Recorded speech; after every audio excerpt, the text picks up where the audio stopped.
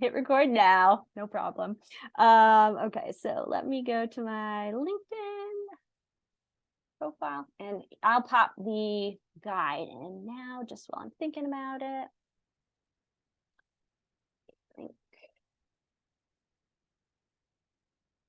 So here's my guide. Like I said, all the tactical info you could ever hope to have in there. And share my screen again, and I'll walk you through the process I use for repurposing posts. Go, LinkedIn. Okay, so like I said, you go to your profile, you scroll down to activity right here, and you see it's already clicked for posts. You can also look at comments, videos, etc. So you can kind of filter your activity in this way on LinkedIn. And then you go to the bottom and you can go to all your posts. So this will let you look at, so here's the post I posted this morning. You can see the impression views right there. If you've never looked at your analytics, this is the way to do it. You can click on that to see more deeper analytics. So I'll scroll down, look for a post with good impression numbers. So I see right in here, 3,045 impressions. There's another 1,755. 2,200, so I could go with that. Writer's block stuff I talked about recently. But I think I'm going to stick with this 3,000 impression one for now. So go to the post, just click on it.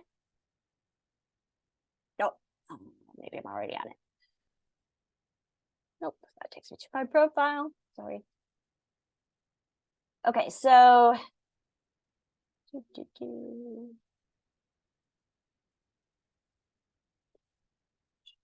scroll by it. Sorry. Didn't rehearse this, obviously. What's the day?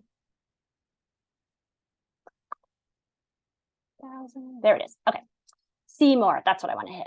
Okay, so then I can see the whole post in front of me. So I'm talking about AI here. AI is obviously a hot topic. Not surprising at all that this one would have a good response. You can see I had 28 comments. Anything over 20 comments for me is a good thing. Like I said, when I'm thinking about trying to start conversations, that's a great thing. You can click on the comments to expand the comments, so you can see, again, asking that question, what got the conversation started about this post? What were people talking about? So basically what I'm doing in this post is explaining how I use AI. So it's really a process post. It's, again, one of those pulling the curtain back, sharing how I use AI as a writer. So I got a question during a networking event that I went to. This question comes up a lot. What do you think of AI as a writer? Are you worried about AI taking your job? These kinds of questions. And so I decided to do a post on that. And so I wanted to talk about how I use AI. I also had recently spoken to a lawyer. You can see this part right here. That said that no one owns the copyright to text generated by or created by generative AI. So I thought that was really interesting, and that definitely got some people talking in the comments. So that's one way I could go with repurposing. I could talk more about the law around AI. I talked to a friend of mine who does AI ethics about this question, and the truth is that the law isn't settled about who owns the copyright to content created by generative AI. The user agreements for ChatGPT and any other AI software, the user agreement says they own the content, in fact. So if you're using it for your business and it's important to you to own the content you're creating, you probably shouldn't use generative AI to create your content. The other thing I could do, so that's one way I could expand on this post. I could talk about the legal stuff, knowing that I'm not a lawyer, probably need to add that caveat there. But I'm sure that could generate an interesting conversation. I could make it more of a personal post. I could talk about how, my experience using AI around a particular question I asked it. You may have seen people posting about that back when AI was sort of, I don't know, at its peak of popularity. A lot of people were saying, I typed this into ChatGPT and here's what I got, that kind of thing. So I could do something similar to that. I could talk about how to use AI to repurpose a LinkedIn post. That is actually one of the ways that I like to use AI. If I have a sentence that I want to rewrite and my brain isn't quite helping me rewrite that sentence, pop it into AI, get a few options going, and then I can probably, then usually what I'll do is like cobble together a few things, or it will just be enough to inspire me to get going with a new post or with a new paragraph or whatever I happen to be working on. So, those are a couple of the ways that I would go about repurposing. I would read through the post. I would say, has my thinking shifted? I would ask myself, what part of this post was really inspiring to people? Oh, people were commenting on this piece. I could write a separate post on that. And then I would ask myself, should I turn this into a different type of post? Should I turn it into a more educational post or personal post, etc.?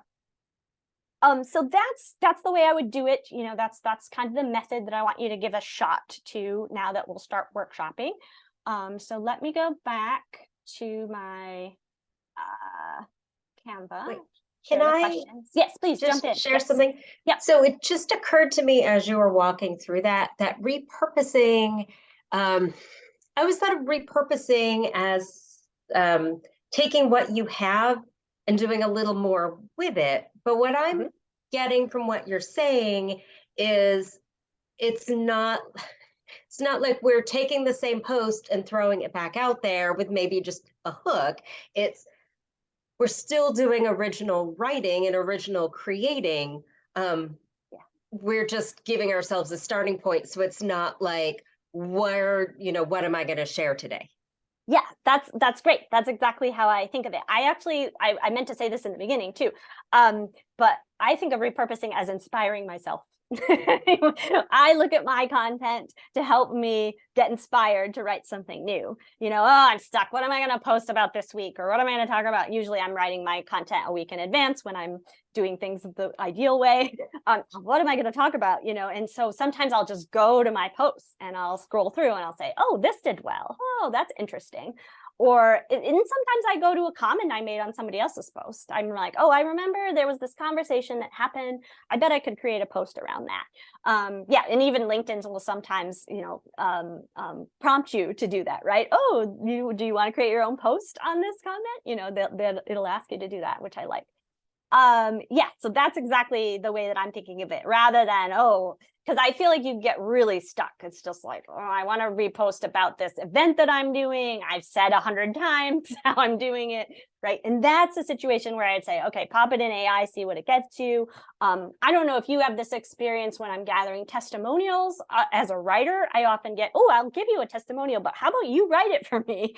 And then I'll edit it, that often happens. And also it's a really nice thing to do. If you're asking for a testimonial, you could say, here's a suggestion, feel free to write whatever you want. But so AI is good for that, oh, I need a testimonial about this, and see what the robot gives you, and then you can play with it and tweak it a little bit. So it's a great way for generating ideas in a lot of ways. So, and for repurposing, I think it can be really useful. Let's see, Catherine asked a question. Does it matter how far back you go? Is further back better, or does it not matter? For me, it doesn't matter. I think if you go back further, you're more likely to find stuff where your thinking has shifted. So that can give you more ideas, better ideas to play with. And, I usually, like I said, I try to do this about every 6 months. You could even do it every quarter.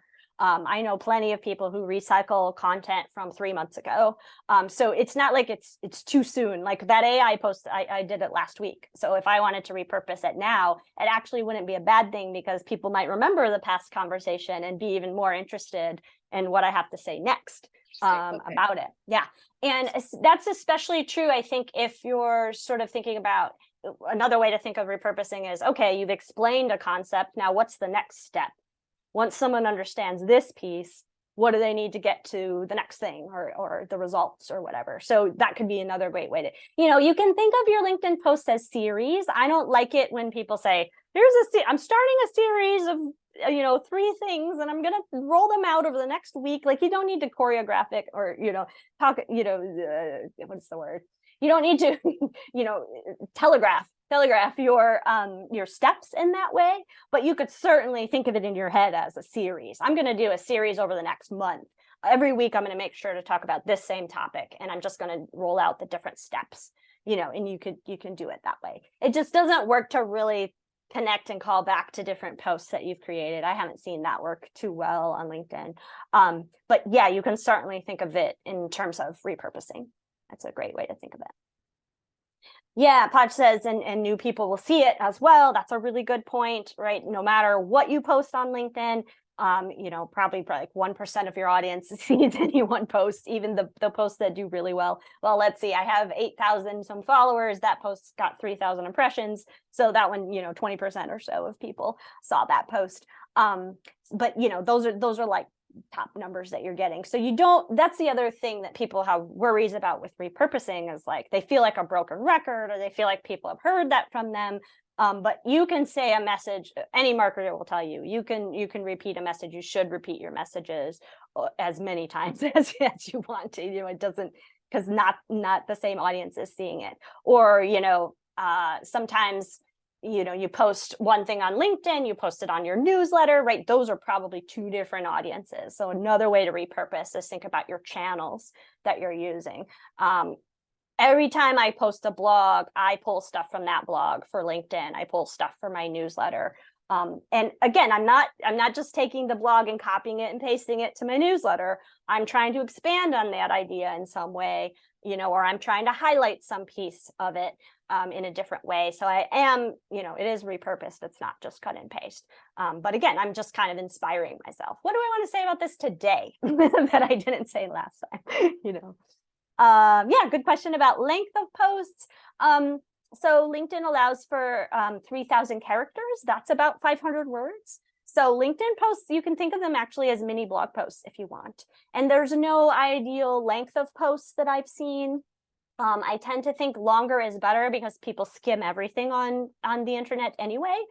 So you don't need to worry that you're bamboozling them with too much information. They'll just keep reading, you know, they'll keep skimming through. And I like the idea of longer, because then I can hit on different ideas that I know some people might be interested, you know, some people will latch onto this piece and some people will latch onto that piece. So, you know, the more you can kind of pack into one post, I think the better. And you know, you make sure that when you're creating posts, you're also mindful that I think something like 65% of people look at LinkedIn on the app on their phone. So it's actually a majority that look at it on a small screen. So that's why you want lots of line breaks in your post, because a big wall of text on a phone, people will just right, go right past it. I like to use emojis. If you're an emojis person, that can help break up the text and make it a little more visually appealing for people. I use emojis for bullet points almost always, that kind of thing. Let's see. Short, quick thoughts or a more journal approach. Yeah, again, that's up to you. That's up to your, you know, what your audience likes. I would experiment with different length posts, with different short thoughts, journaling approach, you know, whatever makes sense for you. But this is another way to repurpose. If you have a longer post, say it in a shorter amount of time. One person I follow on LinkedIn, Andy Churchill, he's a presentation coach. And one of his big pieces of advice is, for your presentation, you should have it in different lengths. You should have a 1-minute version or a 1-sentence version. You should have a 3-minute version. You should have the 45-minute talk. You know, so thinking of content in different lengths is another great way to think about expanding your thought leadership. I really want to, you know, encourage you to think about your thought leadership in a more expansive way. You know, it's not just about LinkedIn. There's lots of ways you can talk about your own stuff. You can talk, you know, even in person in a networking event. That's thought leadership. You know, thought leadership happens in all places all the time. Anytime you're talking about your own ideas, that's you building your thought leadership ecosystem. Great. Any other questions? This was good. This was a good. Thank you for slowing me down, because I know I can get rambling when I get rolling. Okay, so let me go back to the questions. We'll take 5 minutes to brainstorm, so you can go through and choose the post you want to repurpose. If you don't happen to have a LinkedIn post that you want to repurpose, you might think about repurposing a blog post that you might have. Or, you know, some other piece of content. Maybe you have a video or something that you want to go back to. So use whatever makes the most sense for you. And like I said, these are the questions that I want to give you. Share my screen. to help you brainstorm. So what I like to do with brainstorming is, instead of trying to go from, okay, this old post to a brand new post, stop and brainstorm first. Like, how can I repurpose this post, right? Ask yourself these questions and write down the answers to these, rather than trying to construct the post while you're brainstorming. So first do the brainstorming around these questions, think about it for 5 minutes or so, and then we'll come back and we'll start constructing the new posts. And if people, again, want to sit on the hot seat and do that, and with me in person, we can all get an idea of how that might work. So let me set the timer. We'll do 5 minutes, and you can find a post you want to repurpose and start playing with this. And I'll be in the chat if anybody has questions along the way. Cool. All right, 5 minutes. Here we go.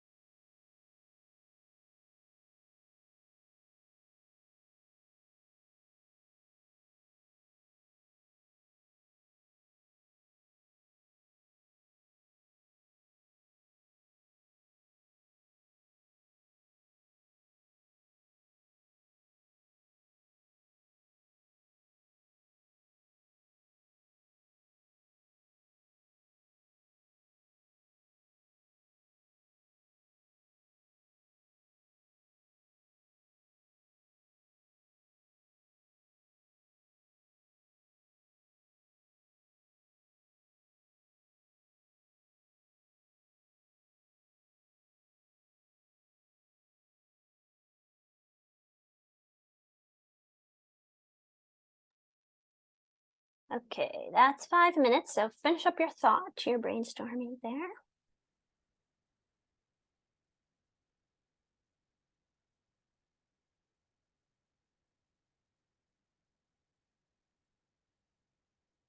All right. Anybody, I'm gonna stop sharing. Anybody interested in playing around with a post, workshopping something in real time? Or any questions as you were going through the exercise?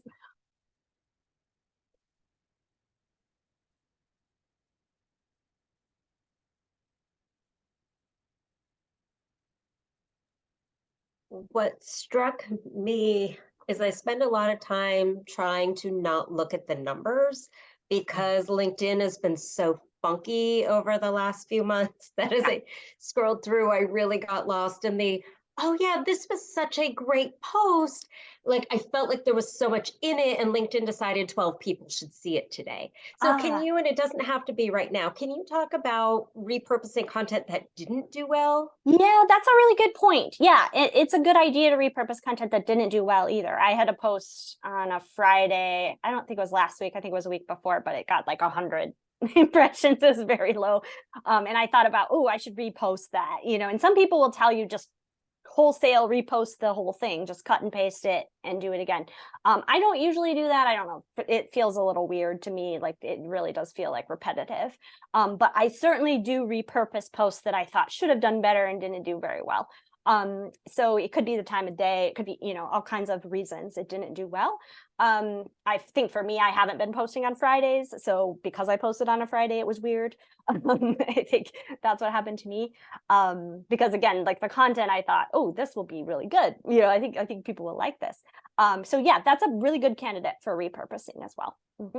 Yeah, I kind of think of the ones that did really well the first time around as being low-hanging fruit.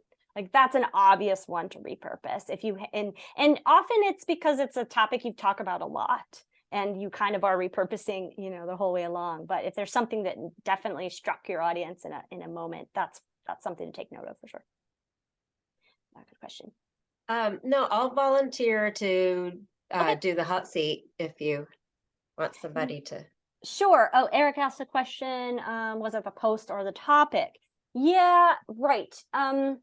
So I'm not. So Eric, do you want to talk about a little bit more what you mean? What do you see as the distinction between those?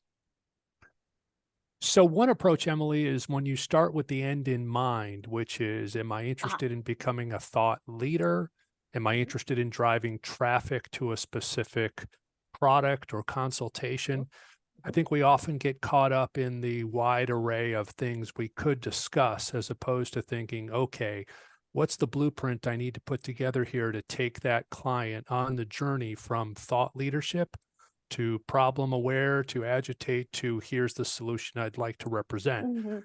And to Amanda's point, where we all become unfortunately tied to numbers, and sometimes that dictates a good morning or a bad morning, the bigger question might be, was it that content circle? In other words, if I put a content in the hub and say, okay, today's about writing a LinkedIn post, and the different spokes coming from that hub, which would be language, emojis, time of day, content, whatever that might be, the tools that we can use that go back 1 week, 10 weeks, 30 weeks really show a trend. And as you start classifying that topic, you can say, I've posted 20 times on that topic, none of which did well. Maybe it's time to scratch that topic, as opposed to, 7 times out of 10, the topic does well. That particular post didn't ring true. Maybe time of day, language, who the heck knows? So kind of ruling out the one-offs for fear of throwing the baby out with the bathwater. Yeah. Not a bad point. So yeah, I mean, I think Podge also posted a comment about logistics. And I think this is kind of a logistics question. How are you tracking your posts, and how are you, monitoring how they're doing and all of that? So I look at my metrics once a week, and I am pretty informal about it. I say, oh, that post did well, that's interesting. And I try to look at it in that moment to see if I can figure out why it did well. Often it's because, oh, this is a topic I know well, I speak about, people are looking for me to be a thought leader on this topic. And so I can kind of take note of that.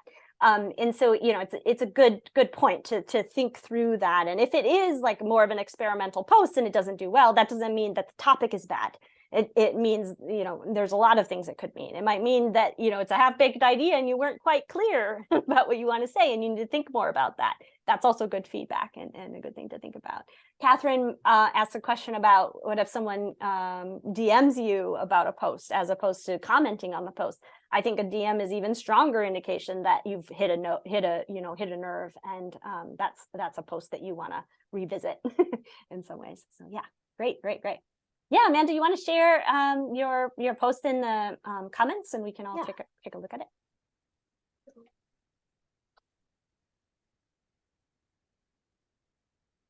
Cool.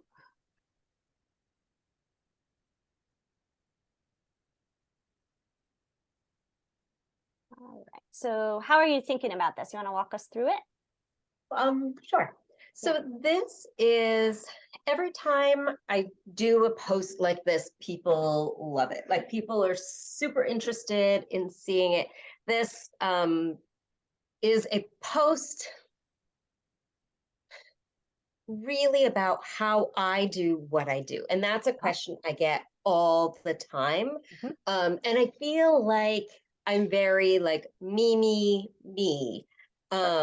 when I write on LinkedIn, because I know you use personal posts really sparingly. I use them all the time because that's just, that's just what I know. It's just who I am and how I do. And so I would like to take this one. I'd like to do kind of a more of a how to, like, here's exactly how this came to be.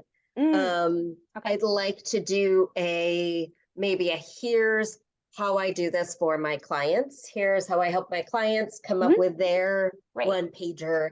I'd like to do something like, I don't know. I just want to talk about all of the different things that we can do with journaling and how easy it is to just put them all together into a practice that really works. Cool. I love that. Yeah. So in other words, I think I would categorize this as a process post, right? You're pulling back the curtain, you're letting people know your process, and you kind of want to turn it into an IP or framework post. Like, here are the results that you can get, that kind of thing. So do you have a testimonial? That would be an easy way to do it. Do you have a testimonial around this? No, but I could probably get one without too much trouble. Okay, so that's one way to do it. You could do a testimonial, you know, and there's probably several different posts you can do here, because, you know, Amanda also likes really long posts. So this is a good example of, you know, you making use of the character limit in LinkedIn. She always posts a lot, and I always read through the whole thing. So, you know, that's testament to longer posts, no problem. And so, yeah, so you could do a testimonial type post. I think you could talk about this in terms of the process you walk clients through to help them figure out how to use all the journaling techniques that you share. And I should say, to the point about you know, you posting more personal posts, I think that makes perfect sense given your expertise. Journaling is a really personal thing for people, so I think that they really love how vulnerable you are about it, because it really draws them in, and it makes them feel, you know, comfortable, because you're often talking about how, you know, you're kind of introducing people to journaling, and they're often very scared. So I think that is really comforting. So I think, you know, you can lean into the personal nature. So again, this is a process post, so you could actually even make it more personal if you wanted to. I mean, there is definitely personal elements, right? You started journaling as an angsty teenager. You could write a post about that, right? How you were an angsty teenager. That, you know, you could really lean into the personal stuff if you wanted to. Let's see. I love the evolution story of journaling. You know, I think you could do a post about journaling in different phases of life. That could be really interesting. You know, added icons, right? Yeah, I mean, I could see a lot of different pieces in here if you just read through it and sort of jotted down ideas for posts based on the different pieces. Do you remember from the comments what so you showed the one pager there? Yeah, 82 comments. That's awesome. Do you remember generally, like, do any comments stand out to you from this post in your mind? It was a long time ago, I feel like. Sure. So I think this one got a lot of, holy cow, what a great idea to put it all in one place. One place. Okay. Cool. Yeah, so you could talk about your process of creating this one pager. I mean, maybe that's a lot of what this post is, but I know that you've done a lot of work revising it and that kind of thing. And for my brain, that is not something I could do for myself. So I could certainly see benefits of that kind of post, like walking someone through creating their own one pager. Yeah, which I think is what you said in the beginning there. Yeah. Yeah, cool. So you might also read through the comments and say, oh, this is a really interesting idea. I'd like to play with that. Yeah, you could use the comments as inspiration as well. Do you have a good way to keep track of your comments? Like, or the things that you want to pull from? Like, how do you organize that? Yeah, so like Podge mentioned, she uses Notion. Podge, by the way, is my not so secret weapon when it comes to Notion. She helps me with operations and setting all of that up. So that's the system that I'm accomplishing, getting into using. So yeah, I think I'll have a Notion page. I have a Notion page with every LinkedIn post now that I'm starting to create, and so I can leave myself notes in there. I can make a practice of going back and looking through like last month's posts. Oh, I want to remember to talk about this, and then I can create a new page and say, okay, this one's going to be repurposed, and here are some here are my brainstorming ideas about how I want to repurpose it. That's more of a practice that I want to start. That's really helpful. Yeah. How do you keep track of yours? I'm curious because you post all the time. Yeah. I totally don't. You don't. Okay. But I need to, and then I come up with a system, and then I forget that I have a system, and now I'm like 42 months behind. No, a lot behind. Yeah, and that kind of thing, that was my process too. I mean, Podge will tell you I had a Google Doc with all of my LinkedIn posts for the whole year. Like that was my process. Just one Google Doc. And so I would sometimes like search, oh, I think I had a post on this. Let me see, and I would kind of play it that way. Or if I wanted to repurpose things, I would like pull them and put them into a doc. For someday I want to repurpose this. But yeah, this system will be much better and more systematic. Cool. And then for Eric, I used to use Shield, but then I realized I wasn't actually doing anything other than just looking at them once a week. So I decided to not look at them. I mean, I feel like a lot of it's pretty intuitive. Like you kind of know when a post does well and when a post just totally flops. It's true. That's a lot of how I approach it. And when you're consistent in particular, that's when you can really start to feel it and know. I know, if I post after 9 a.m., it's probably not going to be as good as if I post between 8:30 and 9. This is another tactical thing. But if you pick a 30-minute window every day and try to be in that for 30-minute window, that really, really helps. Yeah, Podge was asking about your post, Amanda, and the link got so many comments, right? Good idea to fold in some of that feedback. Yeah, of course. Yeah. You may see a comment and be like, oh, I could do a whole post on that comment alone, easy. Yeah. So yeah, again, you're inspiring yourself in all different ways. Anybody else want to workshop a post or a repurposed post?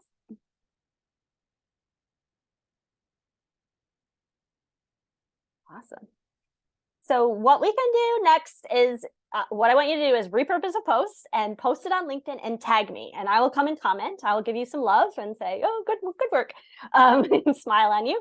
The other thing you can do is hop on a call with me if you'd like to repurpose it, in person. This is something I offer only to hot seat participants. And so, if that's of interest to you, I'm happy to hop on a call for 30 minutes, help you talk through that. Trying to get to my Calendly link here.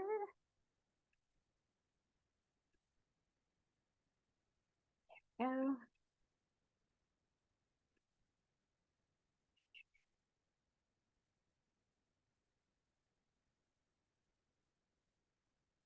we go. So I'm happy to, like I said, jump on a call with anybody who comes to Hot Seats. And here's the link to that. But yeah, I would love to see your posts and what you've created based on this. I hope that you will take some time to repurpose some posts. Like I said, I try to do it at least twice a year. If I can do it every 3 months, that's even better. I had a repurposing event in December. I might do that again, where we get on Zoom for a couple of hours and take some time to really go through what we have. It might be a good time to start setting up a system for repurposing for yourself. But yeah, you know, and I am with you on trying to get better at doing that. So yeah. Any other questions? Anything else come up with folks while they were working on their posts, repurposing?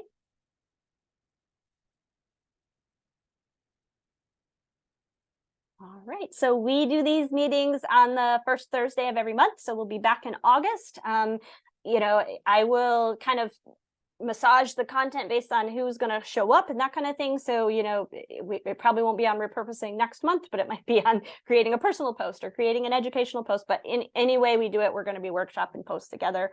So if you ever get stuck on a post and you're like, oh, I'd really like Emily's opinion on that, coming to one of these and sharing it in the hot seat is always a great idea. It's really fun for me to play with people's content, and I love answering all these questions. So awesome. Thank you so much for joining me. Hope you have a wonderful Thank you. weekend. This was great. Good. I'm glad it was helpful. Yeah. All right. And yeah, let me know if you want to jump on a call or you want to share some posts and I'll give you some feedback. Cool. Thanks. Bye.